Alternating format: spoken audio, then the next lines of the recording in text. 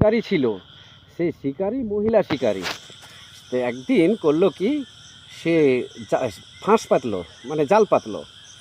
তারপরে ওই শিকারির জালে কায়াও পড়লো, কবিতরও পড়লো।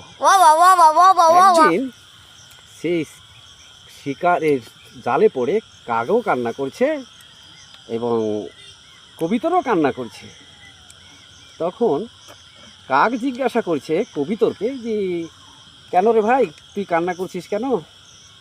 তো বলছে, ভাই আমি তো খাওয়ার জিনিস, যে কোনো মুহূর্তে আমাকে এসে শিকারি খেয়ে ফেলবে।